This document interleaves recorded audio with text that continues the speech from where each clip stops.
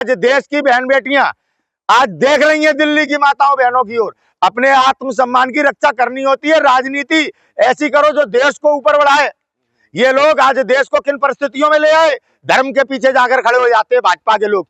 अरविंद केजरीवाल आज किस तरह से पंडाओं के लिए 18,000 और जो वो बीपीएससी के छात्र डबल इंजन की सरकार है बिहार में, उनके लिए हम स्टूडेंटों के लिए क्या कर रहा है अरविंद केजरीवाल ने, यही लोग थे। लेकिन भाजपा कह रही है दिल्ली का चुनाव हम जीत रहे हैं। भाजपा का मैंने फिर कहा, और ये मेरा चैलेंज है भारत के गृह मंत्री को और भारत के प्रधानमंत्री को, ठीक है, और भारत के चुनाव आयोग को। एक सीट पे दिल्ली में जो भाजपा का सबसे बड़ा गढ़ है, उस गढ़ में बैलेट पेपर से चुनाव करा लो, आपका वोट प्रतिशत देश देख लेगा। आज बड़े बड़े पदों पे आईपीएस हैं, जज हैं।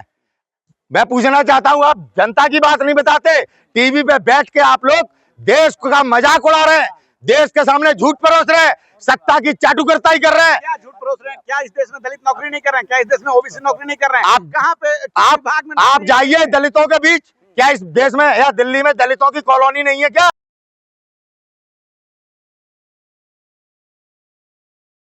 से राजनीतिक पार्टियां अभी दिल्ली चुनाव में आरोप प्रत्यारोप का खेल खेल रही हैं, जहां रमेश बुधूड़ी कह रहे हैं कि कालका जी की सड़कों का निर्माण वो प्रियंका गांधी के गालों की तरह कर देंगे। एक तरफ शीश महल तो दूसरी तरफ राजमहल, इस तरह के दावे चल रहे हैं। क्या कहना चाहेंगे आप? देखिए, बिल्कुल पूरी तरीके से देश को, दिल्ली को गुमराह करने का काम मीडिया कर रहा है।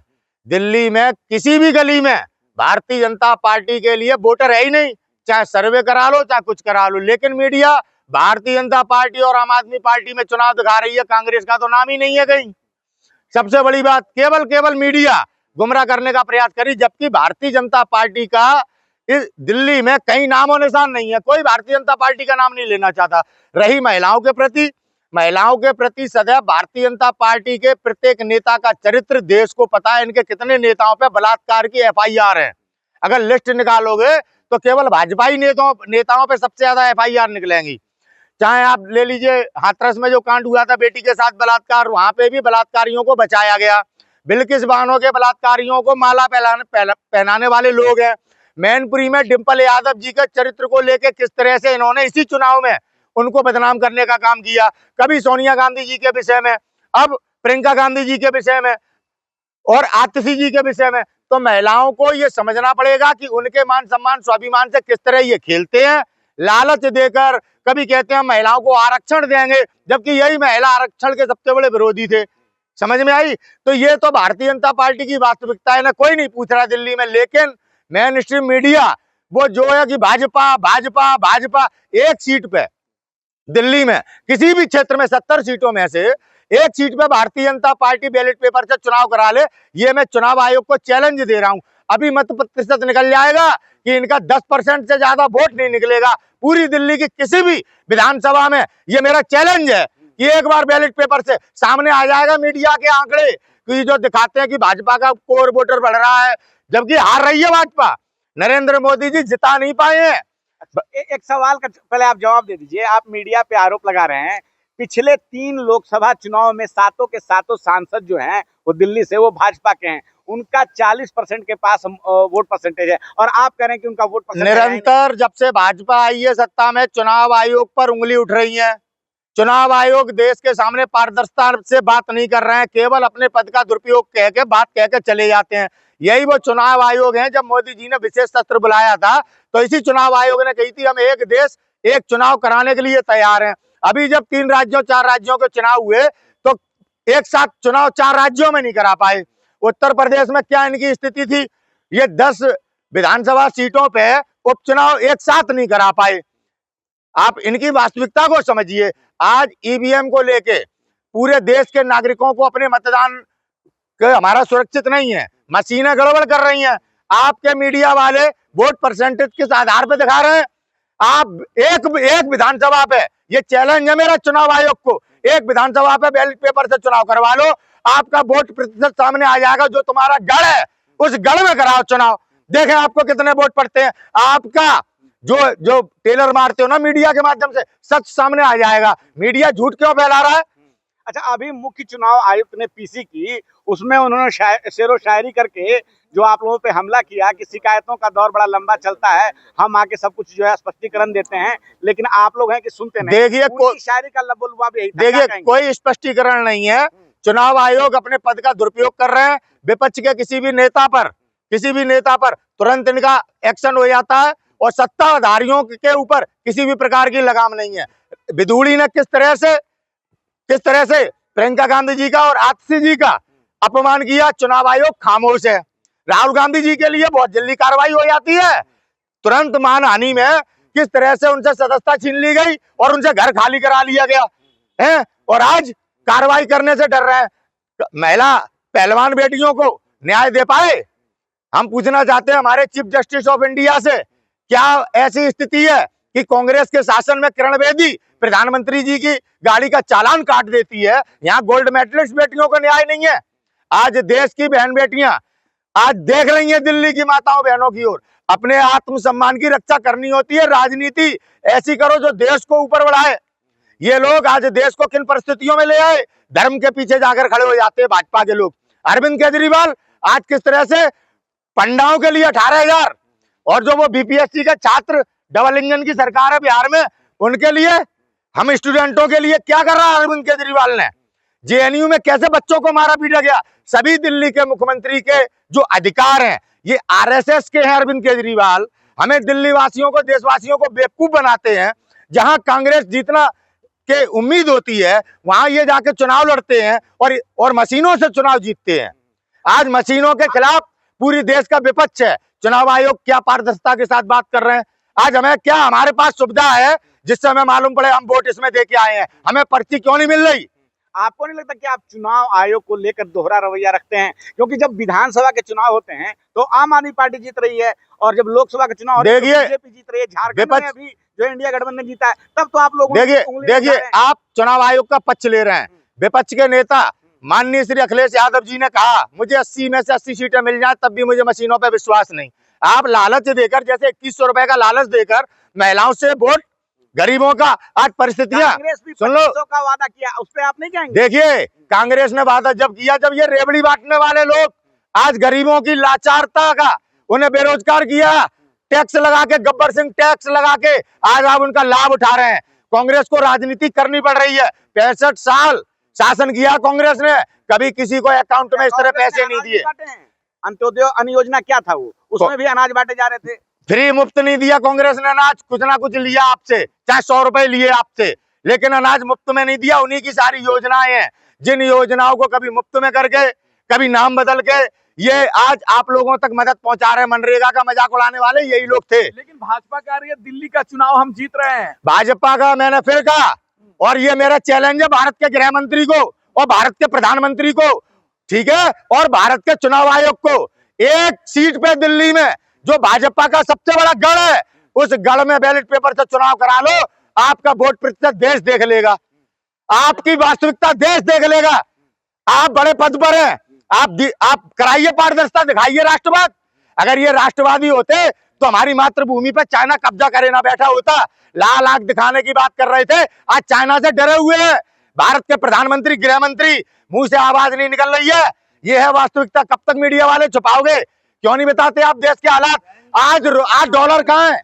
आज डॉलर और रुपए में क्या अंतर है? विपक्ष में बैठ के मुख्यमंत्री थे जब गुजरात के, ये डॉलर कैसे बढ़ रहा है, रुपया पतला कैसे हो रहा है? मुंह चलाना बहुत अच्छी बात है, रिक्शा वाला भी चला देगा, लेकिन आज हमारा दुर्भाग्य कि देश का प्रधानमंत्री झूठा है यार।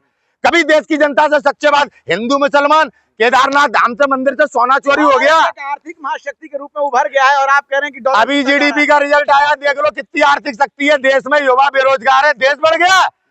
आज हमारे देश में कर्मचारियों को वेतन नहीं मिल रहा, देश बढ़ गया। किस तरह की देश में परिस्थितियां, आम नागरिक अपनी आवाज नहीं उठा पा रहा। आज किस चरम सीमा पर है लोकतंत्र। आज दिल्ली में चुनाव है ना, वो लोकतंत्र को बचाने के लिए है, और लोकतंत्र को बचाना है तो कांग्रेस को वोट देना पड़ेगा। कांग्रेस ने हमें दिखाया है अपने शासन में। देखिए, आप आपातकाल को लेकर कांग्रेस के कर्मों को नहीं छुपा सकते। कांग्रेस ने देश के नागरिकों के लिए क्या नहीं किया। आप आपातकाल पे पूरे कांग्रेस को एक रुपया नहीं था इस देश पे, खाने के लिए अनाज नहीं था, वहां से ये विशाल देश खड़ा किया। क्या किया 10 साल में? क्या किया 10 साल में प्रधानमंत्री मोदी जी ने? क्या किया 10 साल में आपके अरविंद केजरीवाल ने? कितने स्कूल बनाए?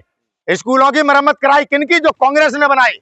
समझ में आया? वहां आज कहाँ टीचर है? कांग्रेस ने देश में गुरु दिए। आज कितने टीचर हैं दिल्ली में, जेएनयू में? आज टीचर चिल्ला रहे हैं कि हमें पढ़ाने नहीं दिया जा रहा। आप जातिवाद के नाम पर आज गुरुओं को, टीचरों को प्रताड़ित कर रहे हैं। यह है वास्तविकता देश की। हमारा लोकतंत्र खतरे में है। बात कर रहे हैं सिंगर साहब, आज के भारत में जातिवाद की बात कर रहे हैं आप। देखिए, आप मीडिया के लोग किस तरह से गुमराह करते हैं। अभी रितु सिंह एक बेटी है, उसको जातिवाद के तहत कैसे प्रताड़ित किया गया विश्वविद्यालय में।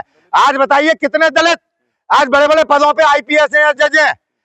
मैं पूछना चाहता हूं, आप जनता की बात नहीं बताते, टीवी पे बैठ के आप लोग देश का मजाक उड़ा रहे हैं, देश के सामने झूठ परोस रहे हैं, सत्ता की चाटुकरताई कर रहे हैं। क्या झूठ परोस रहे हैं? क्या इस देश में दलित नौकरी नहीं कर रहे हैं? क्या इस देश में ओबीसी नौकरी नहीं कर रहे हैं? आप कहाँ पे आप जाइए दलितों के बीच। क्या इस देश में या दिल्ली में दलितों की कॉलोनी नहीं है क्या?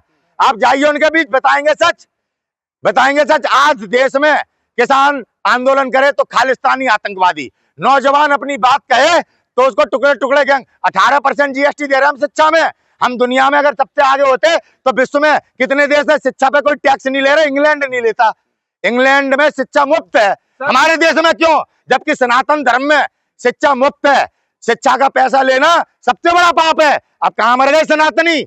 कौन सा गुरु है पाखंडी जो आज इस बात को बोले कि शिक्षा 18% जीएसटी क्यों है? कफन पे टैक्स ले रहे हो यार, और इमरजेंसी के नाम पे इंदिरा जी को कब तक कोसोगे?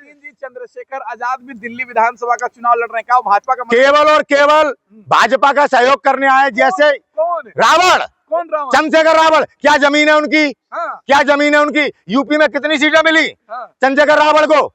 आज दिल्ली में आकर केवल और केवल भाजपा का सहयोग करने। जैसे ओवैसी साहब, मुसलमानों को बांटकर क्या मिला? ओवैसी साहब इतने दिनों से हर जगह जाकर बीजेपी की मदद करते हैं। मैं पूछना चाह रहा हूँ, क्या लाभ हुआ? मुसलमानों को कैसे प्रताड़ित किया जा रहा है? कहीं आए?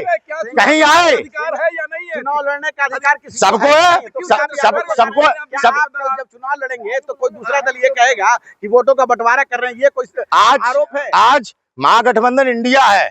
अगर आप लोकतंत्र को बचाना चाहते हैं तो महागठबंधन के साथ क्यों नहीं आते? महागठबंधन किसी का एक का नहीं है, हमारे देश की सभी पार्टियों का गठबंधन है। वो सभी वरिष्ठ पार्टियां आज महागठबंधन में, लेकिन स्वार्थी और लालची लोग, जनता ने रोकी सरकार, नीतीश कुमार और नायडू आज के लोकतंत्र के साथ हैं। मैं पूछना चाहता हूं, हम कफन पे टैक्स दे रहे हैं, हम दूध पे टैक्स दे रहे हैं, हम आज गरीब किस तरह से अंग्रेजों की तरह, सुनिए, अंग्रेजों की तरह टैक्स लगाया जा रहा है। लगान मूवी देखना बहुत अच्छी बात है, लेकिन उस तरह से संघर्ष करना दांव पे लगा दिया था। विकास कैसे होगा? कहाँ विकास? कहाँ विकास? कहाँ विकास? कहाँ विकास? सुनो, कांग्रेस के शासन के पुल आज खड़े हुए हैं, इनके तो बनते ही गिर जाते हैं। आप विकास विकास विकास चिल्ला रहे हैं। बहन जी भी आज बहुत बड़ी जनसभा कर रही है, बहन जी भी सरकार हमें मालूम है, मायावती जी पिछले 10 सालों से कितनी सरकार बना रही हैं, आवाज नहीं निकल रही। जातिवाद का जिस तरह से आज लाभ ये मुट्ठी भर नेता उठा रहे, वो लोकतंत्र के हित में नहीं है। आज अंबेडकर साहब का संविधान खतरे में है।